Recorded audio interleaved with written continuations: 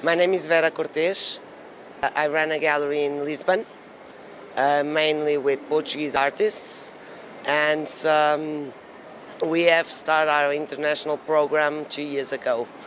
ARCO was our second art fair, but the first big art fair that we did.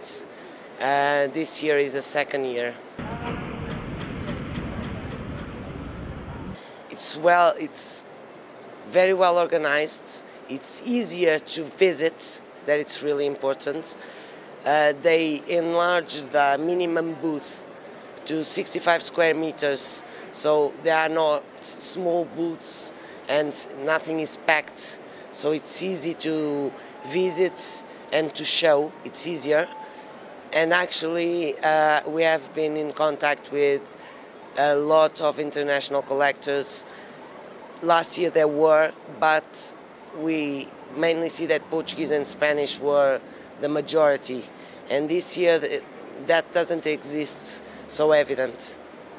I found the galleries and even the collectors, the fair is more international. So I see more international collectors and galleries than last year.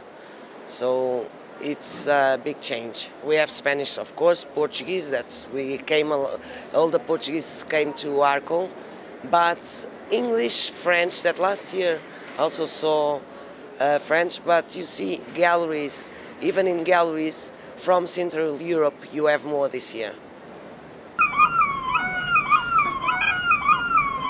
I'm focusing on presenting the artists that I represent, mainly, but we show in this booth the two international artists that we represent, Sophie Whettnall and Gustav Cramer. We tried to correspond the booth with the gallery and the spirit, so we work very well with video. So we have a video room, and each artist has his own individuality, so it's not one by side of the other. So we build these walls, and we try, like I think all the galleries, to be the more pleasant for the artist and to be seen and understand the work of the artist, even if it is in an art fair. Because if a collective exhibition sometimes is hard, a booth it's harder, and it's more than a collective, and it's an art fair. So it's really a challenge to try to really show the artists properly and to maintain the spirit of the gallery and the work of the artist to be really well shown.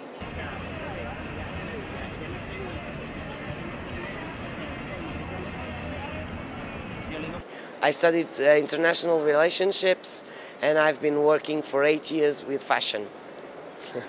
And then I started working with art.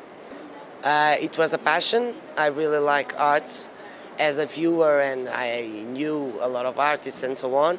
So I decided to quit fashion and use my professional background in art. It was more or less a decision. We are doing right now 6 art fairs, but the next one will be Brussels for the first time, and we are going to present Susanne, Themlitz and Sophie Whettnall, just a 2 artists booth.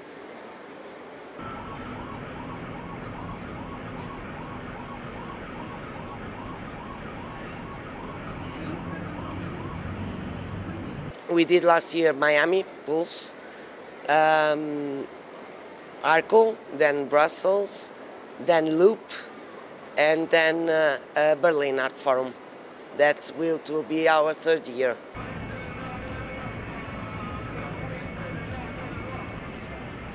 I think Portugal is a great place to have a gallery. Not speaking mainly because right now in Portugal the artists are really good, and the creativity and the quality of the Portuguese artists is really good. So it's important for a gallery to be near the artists. Concerning the rest, talking about economy, being in the end of Europe and somehow and so on, I don't think that is a problem, because right now we really live a global world. So we take a plane wherever. So geographically speaking is not a problem. And in terms of work and even collections and so on, it's really interesting. But mainly, I really believe that the average of the Portuguese artists is really high right now. So it's a good place to have a gallery. For instance, yesterday it was a hard day because after 2 days of setting up and then being here at 9 and leaving at 10, where we were really tired. We go and have some dinner, and in the end, we were all with collectors and other colleagues and critics, whatever, meeting people, new people. And afterwards, you go for a drink. So you are tired, but it's like you're tired. You're tired, but you want more to do this, and you have really a good time.